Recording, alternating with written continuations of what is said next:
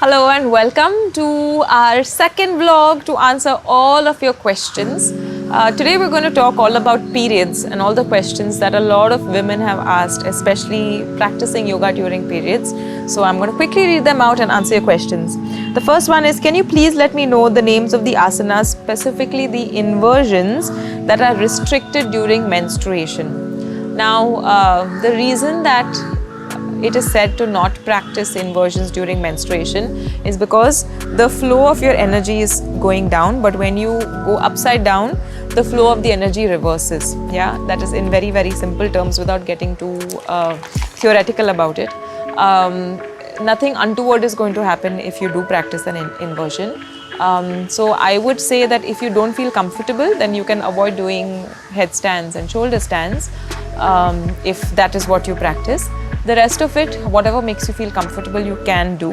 There are a few people who say that you should not practice downward dogs during your menstruation because that is considered to be an inversion. But if you ask me, for me it makes my back feel really good when I do a downward dog pose, especially during my period. So as long as you feel good practicing it, you should do it. There is another question around the same thing. After looking at this video, I did the downward dog posture on my 4th day and now I'm scared. Will it affect my body? Please let me know as I am scared. Let me tell you what I do personally and then we can talk about generically what is recommended. I don't work out or do a heavy workout on day 1 and 2 of my period, which means that by day 3 and 4, I might probably be doing headstands and shoulder stands and lots of downward dogs, which is absolutely fine. There is absolutely, again, no need to be scared while doing downward dogs. If that makes you feel good, you should go ahead and do it. Day 4 is probably for most people when your flow is also not that heavy.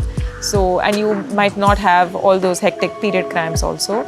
So it's good to have gentle workouts during your periods because honestly that does make you feel a little better. Okay, moving on to the next question. Thank you for this video. I hope you can help me with PCOS. I would like to ask, can we do this exercise during my period? Now this one was specifically asked for the video, which is yoga for PCOS.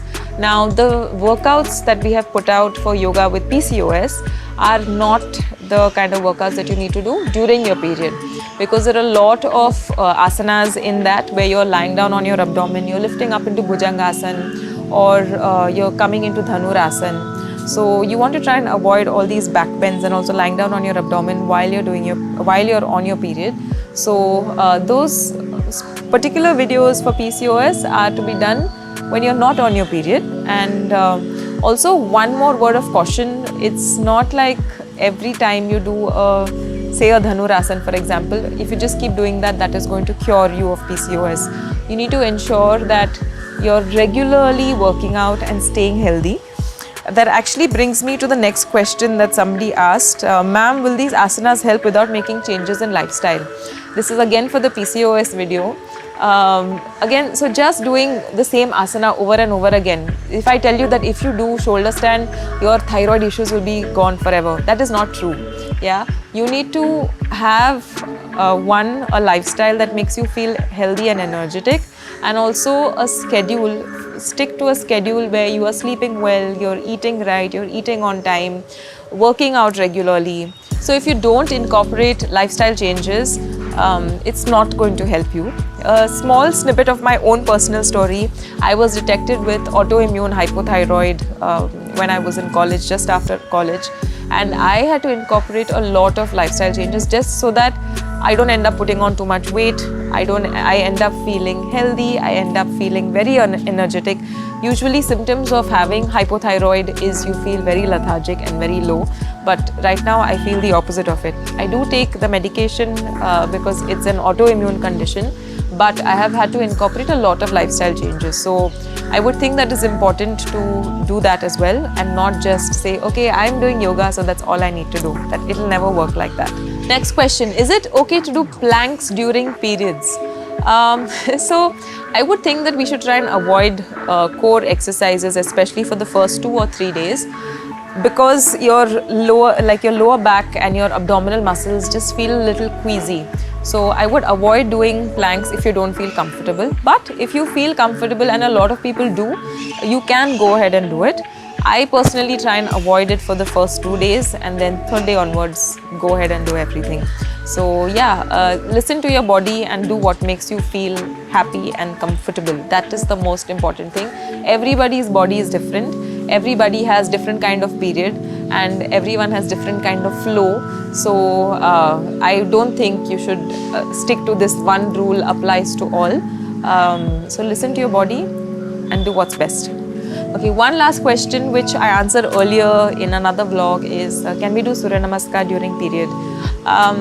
I personally avoid doing it on day 1 and 2 because it just does not sit right with me. But if it makes you feel comfortable, you can do it.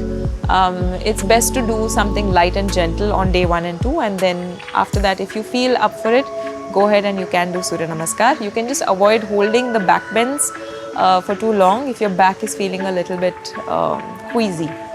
So yeah, that's about it. These are all the questions that I had to answer about yoga during periods, working out during periods, also a little bit of PCOS and hormonal disorders thrown in right there.